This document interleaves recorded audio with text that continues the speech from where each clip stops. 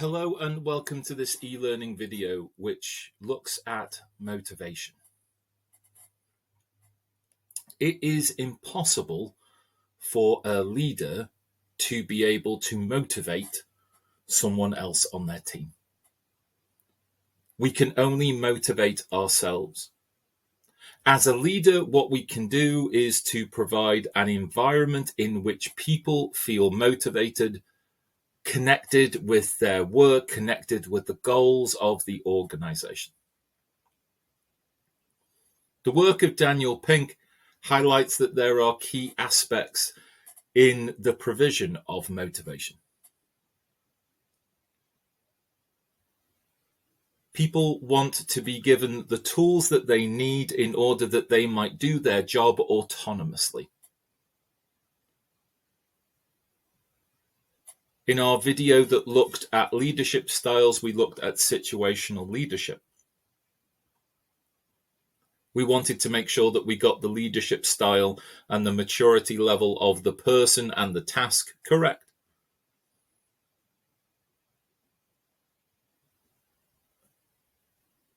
Telling, selling where it's appropriate, but delegating our ultimate end goal. In order for people to have autonomy, they need to have mastery of the job.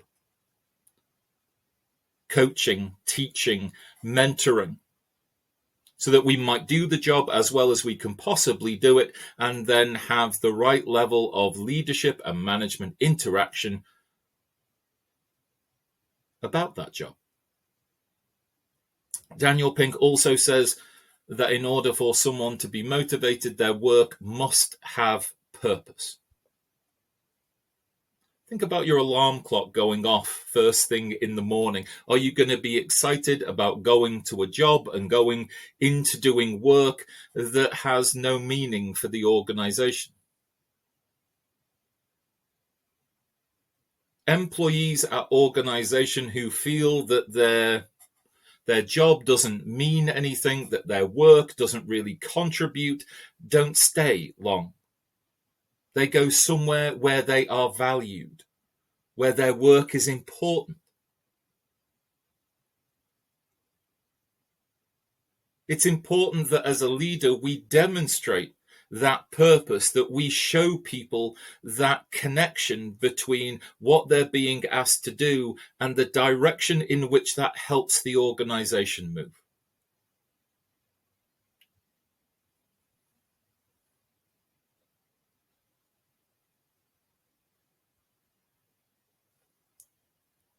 An organization's workforce that is more highly motivated will do its work better.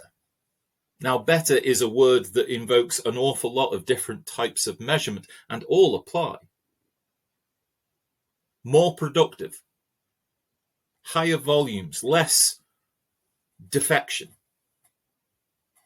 improved quality, improved customer service. More creative workforce, a workforce that is willing to stay, a workforce that is willing to be creative in the solution of problems. A happier workforce with a better, improved morale.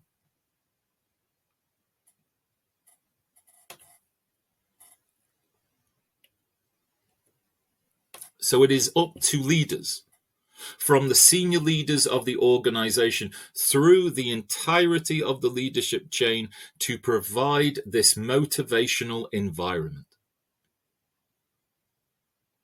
And in order to be able to understand this motivational environment, we must learn about the people inside our organization. What makes them tick? What makes them work? What are they aspiring to?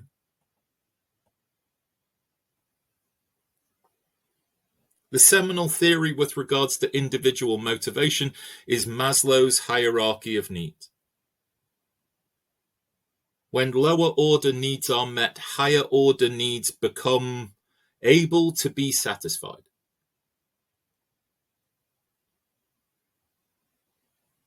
Once people have taken care of physiological needs, their safety and security, including their job safety and job security, become important.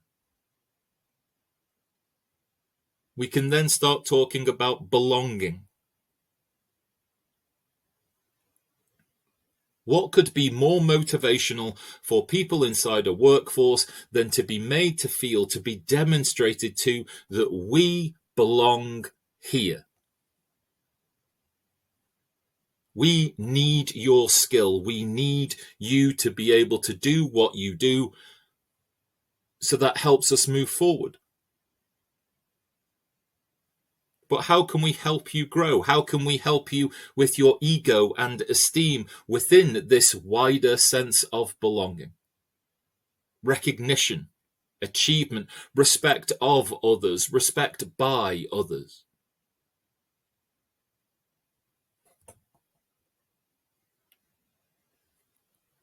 As a leader, there are behavioral characteristics which should hopefully improve the motivational climate. The first of these relates to authenticity, congruence, being authentic, open, approachable, in every sense of the word, an open door policy.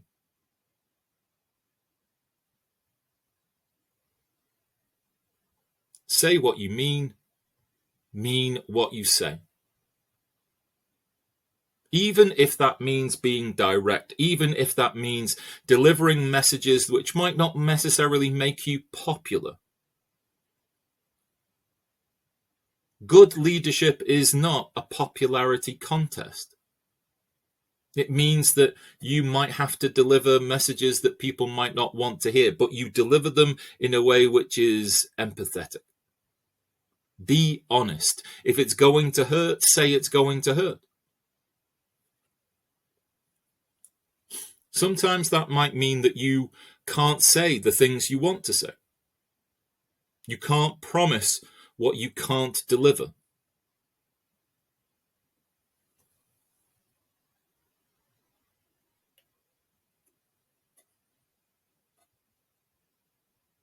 Leadership and providing a motivational climate is not necessarily all about big rah-rah speeches at the beginning of every day or before work begins.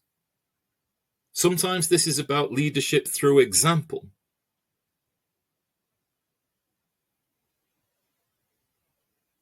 People will take all sorts of cues from their leader, even in ways that they might not necessarily expect to.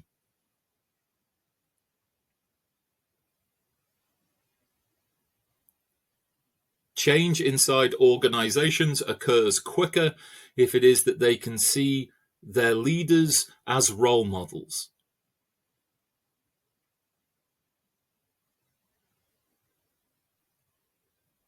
You have to be living, breathing examples of good culture inside your organization. Not to mention the emotional leadership that you will provide. If you panic, then the people within your team will panic. If you put in maximum effort, if you only settle for your best, then the people around you will undoubtedly follow in your footsteps.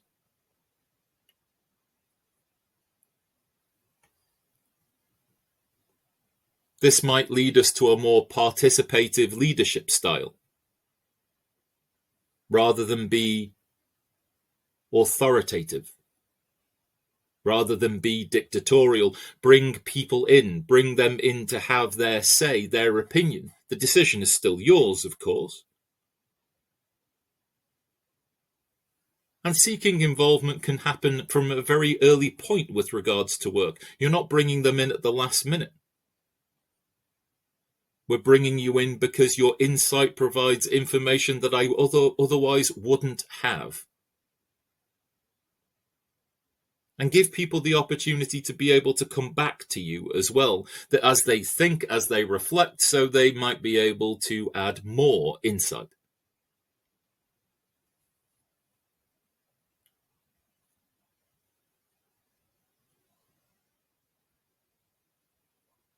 We should never underestimate the power of the words, well done.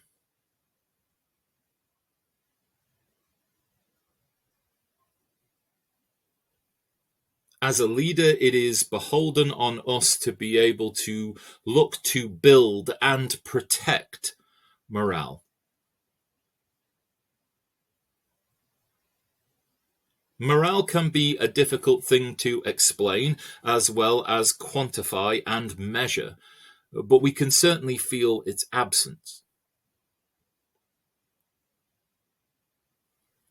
Morale, like happiness, I believe to be a place that you go, not necessarily stay. Morale is a reaction, a team-wide reaction to the idea of something happening inside your working environment. We diagnose it as happiness. We react to that happiness. But that reaction dies away, sometimes quickly. Sometimes a boost of morale might be seconds in the making. Sometimes, though, it can be long-term. Morale might be a myriad of small things that leaders do for their team, almost imperceptible by nature, not necessarily big, grandiose gestures made by people in senior leadership. This isn't necessarily social, although there can be social aspects to raising and boosting morale. But it is potentially the idea of being, for a moment, less task-focused and more person-focused.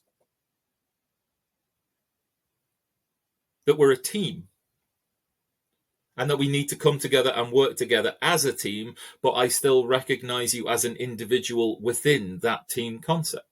I know the role you play. I see you and the work you do. Which means you'll protect people when they do things when they do things wrong, and you will be effusive in your praise when they do things correctly. You will not take other people's credit.